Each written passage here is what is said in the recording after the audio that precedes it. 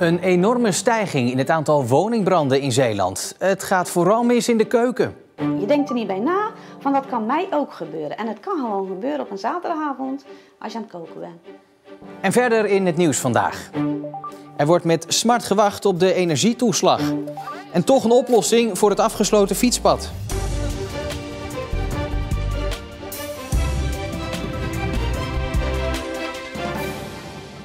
Goedenavond. Het aantal woningbranden is in de eerste helft van dit jaar bijna 40% hoger dan in dezelfde periode vorig jaar.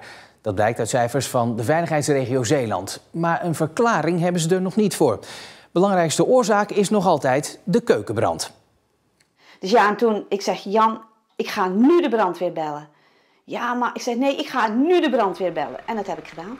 Keukenbranden staan nog steeds met stip op nummer 1 als het gaat om woningbranden. Ineke Poortvliet uit Arnhemuiden kan erover meepraten. Bij haar sloeg vorig jaar de vlam in de pan. Mijn man was zelf kibbeling aan het bakken. En hij was olie in een pannetje aan het verwarmen. En toen ging het mis. De vlammen sloegen eruit. Ja, ik loop vanuit de voorkamer naar hier. En ik zie het. Ik zeg, oh, wat is dat? We hebben brand. En... De vlam was in de pan geslagen, zoals hier te zien is tijdens een proef. Normaal gesproken gaat het vuur in de pan uit zodra er een deksel op wordt gedaan. Bij Ineke bleek echter de olie te heet en ging het vuur niet direct uit. De brandweer was gelukkig snel ter plekke en bluste het vuur alsnog.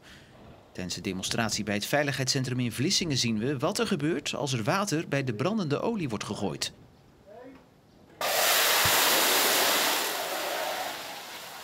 Ook moet je geen brandblusser gebruiken, want daarmee kun je geen brandende olie doven. Bij verzekeringsmaatschappij ZLM kwamen in de eerste 6 maanden van dit jaar al bijna net zoveel meldingen van woningbranden binnen als in heel 2021. Wat we de laatste jaren natuurlijk wel wat meer zien is schade door accu's, door opladen van allerlei apparatuur. Maar we zien toch ook nog heel veel, en dat is eigenlijk wel de hoofdmootschades die in de keuken ontstaan. Vlam in de pan, dat soort dingen. Heel veel mensen denken, een brand dat overkomt mij niet. Maar weet je dat er elke 15 minuten ergens in Nederland een brand ontstaat. En dan is eigenlijk de hoofdoorzaak het menselijk handelen. Vaak onoplettendheid. En wat we dus willen is mensen bewust maken van hun eigen gedrag. Daardoor voorkomen dat er brand ontstaat. Wat heb ik ervan geleerd? Dat het je kan overkomen zonder dat je het eigenlijk... Je denkt er niet bij na, van dat kan mij ook gebeuren. En het kan gewoon gebeuren op een zaterdagavond als je aan het koken bent. Maar of er nog kibbeling wordt gebakken? Nee, kibbeling wordt niet meer gebakken, die gaan we gewoon halen. Dan is die denk ik net zo lekker en minder gevaarlijk.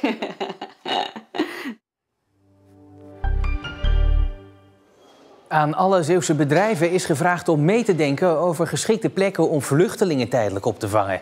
De provincie en de veiligheidsregio zoeken gebouwen die minimaal een half jaar als woning gebruikt kunnen worden. Door Oekraïners, maar ook door andere vluchtelingen. Van een huis tot een hal, alles is welkom. Het was druk op het Banjaardstrand bij Kamperland gisteravond. Honderden mensen waren uitgelopen voor een demonstratie van de reddingsbrigade. Om te laten zien wat ons werk inhoudt, wat de gevaren zijn op zee, maar ook op het strand. En ook gewoon een leuk uitje voor iedereen. Mag nog een klein stukje naar achter, meneer? Toch was het meer dan dat. De avond was ook bedoeld om meer begrip te kweken bij de strandgangers. De irritaties kunnen namelijk flink oplopen bij reddingsacties. We hebben toch menig discussie hier op het strand met verschillende personen om verschillende omstandigheden. Wat toch veel tijd en energie kost. En ons werk is wat dat betreft wel erg belangrijk. En wij proberen iedereen een leuke dag te bezorgen. Maar het is wel belangrijk dat iedereen dan ook onze preventieve zaken opvolgt. Opnieuw vertrokken er dit jaar meer mensen uit de Randstad dan er gingen wonen. En in Zeeland merkten we dat vooral op Noord-Beverland, Tholen en Schouwen-Duiveland. Die laatste kreeg er de meeste randstedelingen bij, 280. Met een symbolische schep zand werd de opknapbeurt van het fietspad tussen Renesse en Burghaamstede vanmorgen aangekondigd. Het pad werd vorige week afgesloten voor fietsers omdat het er niet meer veilig was. Geld voor de reparatie heeft Staatsbosbeheer niet. En ondernemers uit de buurt waren daar verbolgen over en schieten dat geld nu voor. We hebben 12.500 euro nodig, maar we hebben vooral ook mensen nodig. En dat is wel bijzonder. We hebben 7 recreatiebedrijven die mensen en mankracht, maar ook materiaal leveren. En dat in een hoogseizoen, dat blijkt maar dat het dus erg belangrijk is voor ons allemaal. Afsluiten, dat doe je niet graag. Ik bedoel, dat is een soort laatste iets wat je gaat doen. Dus we zijn heel blij. We hadden het niet verwacht, maar wel gehoopt. En ja, gelukkig met verenigde kracht gaan we in ieder geval aan een tijdelijke oplossing werken.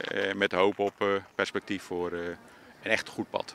De 75 kuilen worden volgende week gedicht. Het pad is tot 20 augustus voor iedereen gesloten. En in het najaar wordt dan verder gekeken naar een permanente oplossing. De stijging van de energierekening baart veel Zeeuwen zorgen. Mensen met een laag inkomen kunnen energietoeslag aanvragen bij de gemeente. En die beoordeelt dan vervolgens of ze er recht op hebben. Veel mensen wachten met spanning af. Rignald Tremers woont in de binnenstad van Terneuzen. Hij leeft van een uitkering. Ik heb nu een bijstand van de gemeente. Niks meer. Je gaat niet veel doen. Joop Harms krijgt AOW. Verder heeft hij geen pensioen. Zijn energierekening is flink gestegen. Een goede 75 euro betaal ik meer. Ja? Boven met het totaalbedrag. Beide binnenstadbewoners hebben energietoeslag aangevraagd bij de gemeente Terneuzen. Ze kunnen eenmalig maximaal 1300 euro krijgen. Hoeveel mensen gaan hier nu in totaal gebruik van maken in Terneuzen, denkt u? We verwachten een 2000-tal. En 1260 ervan zijn al uitbetaald. De andere zal wat langere tijd kosten, omdat het bijzondere gevallen zijn. Weet u al of u het krijgt? Ik denk wel. Ja? Ik denk wel. Ik zou het niet durven zeggen. Mijn vriendin heeft het weg gehad. Maar die betaalde ook heel veel. En die heeft al die 1300 euro gehad. Een deel van de aanvragen is al goedgekeurd en uitbetaald, een ander deel nog niet. We hebben nu binnen een 14 dagen hebben we het voor elkaar om de bijstandsgerechten in elk geval te betalen. De anderen moeten echt geduld hebben. Er zijn natuurlijk ook al wat uitbetalingen gedaan. Maar het vraagt heel veel handwerk. We hebben er echt op ingezet. Extra mensen aangenomen tijdelijk om dit probleem te keren. Hoeveel verlichting zou die 1300 euro geven?